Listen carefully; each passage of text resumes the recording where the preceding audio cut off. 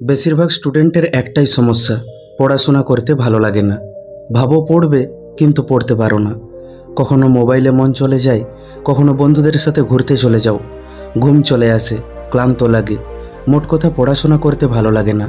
সব বুঝতে পারো যে পড়াশোনা করতে হবে, জীবনে কিছু করতে হবে, কিন্তু তাও পড়তে পারো না। অনেক কিছু দেখলে, অনেক কিছু করলে, কিন্তু কিছুতেই কিছু হলো না। যদি এই সব কিছু তোমার সাথেও হচ্ছে, তাহলে এই ভিডিওটি তোমার জন্য। এই ভিডিওতে আমরা জানব কেন আমাদের পড়াশোনায় মন বসে না।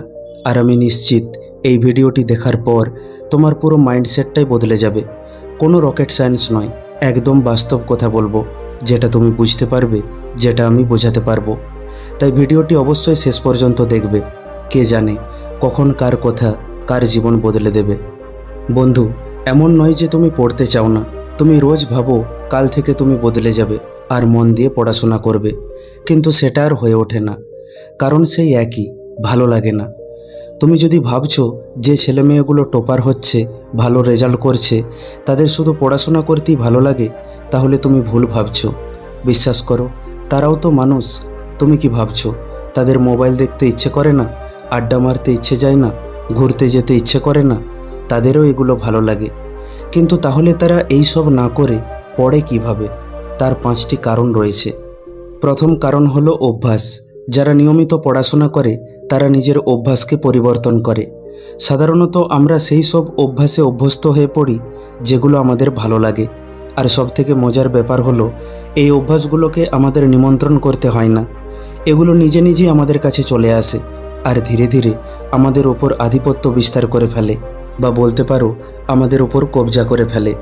কিন্তু যারা ভালো পড়াশোনা করে তারা কখনো সেই সব অভ্যাসকে আপন করে না যেগুলো তাদের ভালো লাগে, বরং তারা সেই সব অভ্যাসে অভ্যস্ত হয়ে ওঠে যেগুলো তাদের জন্য ভালো হবে। যেমন ভোর ভোর উঠে পড়াশোনা করা, মোবাইল থেকে, টিভি থেকে নিজেকে দূরে রাখা, কুঁড়েমি না করে প্রতিদিনের পড়া প্রতিদিন করে নেওয়া, ইত্যাদি ইত্যাদি। দেখো, ভোর ভোর ঘুম থেকে উঠতে পৃথিবীর কোনো মানুষেরই ভালো লাগে না। তার মধ্যেই কেউ ওঠে আর কেউ ওঠে না। যে ওঠে তারও উঠতে ইচ্ছে করে না, তারও ইচ্ছে করে যে আরেকটু ঘুমাই, কিন্তু সে উঠে পড়ে। কারণ সে জানে আমাকে সেটা করলে চলবে না যেটা আমার ভালো লাগে, বরং আমাকে সেটা করতে হবে যেটাতে আমার ভালো হবে। মোবাইলে টাইম স্পেন্ড করতে প্রত্যেকেরই ভালো লাগে, কিন্তু তাও তারা সেটার থেকে দূরে থাকে। কারণ তারা জানে সেটা করলে চলবে না যেটা আমার ভালো লাগে বা আমার মন চায়, বরং আমাকে সেটা করতে হবে যেটা আমার জন্য ভালো হবে। তো বন্ধু, যারা টপার হয় তারা জেনে বুঝে সেই সমস্ত অভ্যাসগুলোকে নিজের মধ্যে নিয়ে আসে যেটা করলে তাদের ভালো হবে, আর সেই সমস্ত অভ্যাসগুলোর থেকে দূরে থাকে যেগুলো তাদের ক্ষতি করে। কিন্তু মজার ব্যাপার হলো, আমাদের আবার সেগুলোই বেশি ভালো লাগে। দ্বিতীয় কারণ হলো আত্মসম্মান বোধ। যারা নিয়মিত পড়াশোনা করে তাদের আত্মসম্মান বোধ থাকে, আর আমাদের গন্ডারের চামড়া। সব দেখেও না দেখার ভান করা, সব বুঝেও না বোঝার ভান করা, নিজের কাছে নিজেকে ছোট করা। এমন কোনো ছেলে মেয়ে নেই যার কাছে পড়াশোনা করার কোনো কারণ নেই। কারো কাছে মা বাবার কষ্ট, কারো কাছে বাড়ির অবস্থা, কারো কাছে তার স্বপ্ন, কারো কাছে বা কারোর করা প্রত্যাখ্যান। এরকম নানান কারণ রয়েছে যেগুলো চিৎকার করে তোমাকে বলছে মন দিয়ে পড়াশোনা করো। তুমি জানো যে তোমার মা বাবা তোমার জন্য কত কিছু ত্যাগ করেছে বা এখনও করে যাচ্ছে। তুমি জানো, কিন্তু তুমি না জানার ভান করছো। তুমি দেখেছো বা তুমি এখনও দেখছো তাদের করা পরিশ্রম। তোমাকে দেখতে গিয়ে তারা নিজেদের দেখতে ভুলে গেছে, তাও তুমি ফাঁকি মারছো। কি করে পারো তুমি এগুলো দেখেও বইয়ের থেকে মুখ তুলতে? কি করে পারো তুমি কুঁড়েমি করতে? তাহলে কি তোমার কোনো আত্মসম্মান নেই? আজ যাকে সময় দিতে গিয়ে তুমি পড়াশোনা করছো না, কাল তার করা প্রত্যাখ্যানও তোমার গায়ে লাগবে না। তাহলে গন্ডারের চামড়া ছাড়া আর কি বলবো বলো? ইচ্ছে করে না তাকে দেখিয়ে দিতে যে আমি অযোগ্য নই, আমিও যোগ্য? ইচ্ছে করে না যে মানুষগুলো তোমাকে নিয়ে হাসাহাসি করে তাদের চুপ করিয়ে দিতে?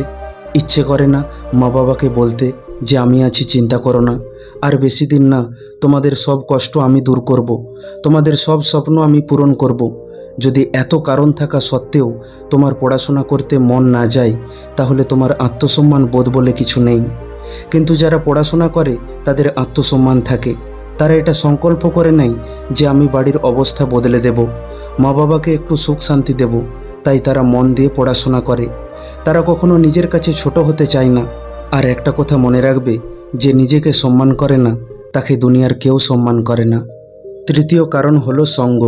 কথায় বলে সঙ্গদোষে লোহাও জলে ভাসে। বিখ্যাত আমেরিকান ব্যবসায়ী ড্যান পেনা বলেছেন, তুমি তোমার বন্ধুদের সাথে আমার দেখা করিয়ে দাও, আমি তোমার ভবিষ্যৎ বলে দেব। তোমার সঙ্গ তোমার ভবিষ্যৎ তৈরি করে বন্ধু। তাই চেক করে দেখো তুমি যাদের সাথে মিশো তারা কীরকম মানসিকতার। দেখো তারা ভবিষ্যতের জন্য কী ভাবে, জীবনকে নিয়ে কি প্ল্যানিং তাদের, কীরকম স্বপ্ন দেখে তারা, কীরকম চিন্তাভাবনা তাদের। ভালো করে দেখলে তুমি ঠিক বুঝতে পারবে। তারা যদি জীবনকে নিয়ে সিরিয়াস থাকে, তারা যদি জীবনে বড় কিছু করার কথা ভাবে, তাহলে ঠিক আছে, তুমি সত্যিই খুব লাকি। আর যদি এমন হয় যে তারা দিন রাত কেবল আড্ডা মেরে বেড়ায়, পড়াশোনা, ভবিষ্যৎ, জীবন নিয়ে তাদের কোনো ভ্রুক্ষেপ নেই, তাহলে তোমাকে তোমার সঙ্গ পরিবর্তন করার দরকার আছে। এইসব বন্ধুর সাথে না থেকে তাদের সাথে থাকো যারা জীবনে কিছু করতে চায়, যারা জীবনকে সিরিয়াসভাবে নিয়েছে, নিয়মিত পড়াশোনা করছে। তাহলে দেখবে তোমারও চিন্তাভাবনা ওই রকম হয়ে উঠবে। এনজয় করো, মজা করো, ঘুরো ফিরো, কিন্তু সময়ে পড়াশোনাটাও করো, যাতে সারা জীবন এইভাবে এনজয় করতে পারো। যারা নিয়মিত পড়াশোনা করে তাদের তুমি খেয়াল করে দেখবে তাদের সঙ্গ ভালো। তারা এমন একটা ফ্রেন্ড সার্কেলে থাকে যেখানে তারা নিজেদের মধ্যে পড়াশোনা নিয়ে কম্পিটিশন করে। চতুর্থ কারণ হলো স্বপ্ন। যার জীবনে কোনো স্বপ্ন নেই তার অবস্থা সেই পাখিটির মতো যার ডানা ভাঙা গেছে। ডানা না থাকলে যেমন পাখি উঠতে পারবে না, ঠিক তেমনি স্বপ্ন না থাকলে মানুষ উপরে উঠতে পারবে না। যারা নিয়মিত পড়াশোনা করে তারা কোনো না কোনো স্বপ্ন দেখে, আর সেই স্বপ্নই তাদেরকে পড়ার জন্য মোটিভেশন দিয়ে থাকে। আর আমাদের কোনো স্বপ্নই থাকে না, যা হবে দেখা যাবে, এই রকম আর কি। যদিও কোনো স্বপ্ন দেখি তাও আবার ঘুমিয়ে ঘুমিয়ে। কিন্তু ডক্টর এপিজে আব্দুল কালাম বলেছেন, স্বপ্ন সেটা নয় যেটা তুমি ঘুমিয়ে ঘুমিয়ে দেখো, বরং স্বপ্ন সেটা যেটা তোমায় ঘুমাতে দেয় না। তাই বলছি, জেগে জেগে স্বপ্ন দেখো। যদি তোমার কোনো স্বপ্ন না থাকে, লক্ষ্য না থাকে, তাহলে তোমার পড়াশোনায় কোনো দিন মন বসবে না, কারণ ওটাই তো তোমার আসল মোটিভেশন। মনে আছে, আমাদের প্রত্যেককে ছোটবেলায় জিজ্ঞাসা করা হতো, বড় হয়ে তুমি কি হবে? কেউ বলতো শিক্ষক হব, কেউ বলতো ধনী ব্যক্তি হব, কেউ বলতো ডাক্তার হব, কেউ বলতো ইঞ্জিনিয়ার হব। তাই অবশ্যই তোমার একটা স্বপ্ন থাকা দরকার। না থাকলে ঠিক করো আর স্বপ্ন দেখো, সাথে সাথে নিজেকে সেই রূপে অনুভব করো, আর তার জন্য পরিশ্রম করো। সেই স্বপ্নগুলোকে সত্যি করতে পড়াশোনা করো। পঞ্চম আর অন্তিম কারণ হলো ভুল ধারণা। এই বয়সে মূলত দুটো ভুল ধারণা আমাদের মাথায় বাসা বাঁধে, আর যার জন্য আমাদের পড়াশোনায় মন বসে না। প্রথম হলো প্রেম। যারা এর জন্য পড়াশোনা করে না তারা এটা জানে না যে আজ সে যার জন্য পাগল, যার কারণে পড়াশোনাকে বিসর্জন দিয়ে তার পিছনে ঘুরে বেড়াচ্ছে, কাল সেই তাকে লাত মেরে পালিয়ে যাবে।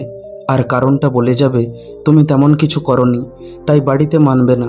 তুমি যদি ভালো কাজ করতে, ভালো বেতন পেতে, তাহলে সবাই মেনে নিত। এবার তার মনে হবে, যেই সময়গুলো আমি তার সাথে কাটিয়েছি, সেই সময়গুলো যদি আমি বইয়ের সাথে কাটাতাম তাহলে এই কথাটা শুনতে হতো না। কিন্তু বাস্তবতা হলো, সেই সময়টা তুমি আর ফিরে পাবে না। তখন আফসোস করা ছাড়া আর কিছুই করার থাকবে না। তাই বাস্তবতাকে বোঝার চেষ্টা করো আর মন দিয়ে পড়াশোনা করো। সবার আগে নিজেকে যোগ্য করে তোলো। আর দ্বিতীয় ভুল ধারণা হলো, এই বয়সে এনজয় কর, জাস্ট চিল, এত লোড নিস না, পাস করে যাব, চিন্তা করিস না। কিন্তু তারা জানে না, কেবল টেনে টুনে বা কোনো রকমে পাস করলে আজকাল কিছুই হবে না। ওই কেবল শিক্ষিত ট্যাগটা ছাড়া আর কিছুই পাবে না। আর এইভাবে পাস করলে ওই শিক্ষিত ট্যাগটার সাথে আরেকটা ট্যাগ নিশ্চিত জুড়ে যাবে, যেটা হলো বেকার, আর হয়ে যাবে শিক্ষিত বেকার। তাই ভালোভাবে পড়াশোনা করো, নিজের 100% লাগিয়ে দাও। কেবল নাম্বার পাওয়ার জন্য পড়ো না, সেটাকে গুলে খেয়ে নেওয়ার জন্য পড়ো। যেই টপিকটা পড়বে সেটার সার্জারি করে দাও, যাতে সেটার থেকে যে কোনো প্রশ্ন এলে তুমি তার উত্তর দিতে পারো। মনে রাখবে, আজও ভালো স্টুডেন্টের দাম আছে। সাথে সাথে এটাও মনে রাখবে, আজকের করা পরিশ্রমই তোমার কালকের ভবিষ্যৎ গড়বে। এই 20-25টা বছরের ওপর তোমার জীবনের বাকি 50-60টা বছর নির্ভর করছে। বাস্তবতাকে বোঝো। যদি তুমি আজ বোঝো তাহলে জীবনটা সুন্দর হয়ে উঠবে, কিন্তু যদি কাল সময় তোমাকে বোঝায় তাহলে জীবনটা জাহান্নাম হয়ে উঠবে। তাই দিনরাত এক করে এখন পড়ো। শুধু পাস করার জন্য না পড়ে দুর্দান্ত রেজাল্টের জন্য পরিশ্রম করো।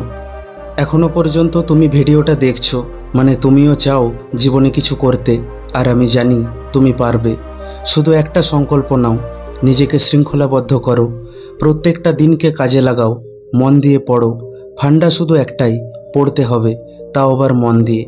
কোনো রকেট সায়েন্স নেই, সব কিছু অভ্যাস বন্ধু, আর কিচ্ছু না। প্রতিদিন শৃঙ্খলাপরায়ণ হয়ে নিয়মিত পড়াশোনা করো। তুমি শুরু করো, শুধু কুইট করো না।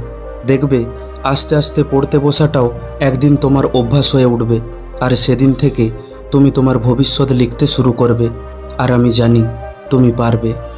বন্ধু, ভিডিওটা কেমন লাগলো কমেন্ট করে অবশ্যই জানাও।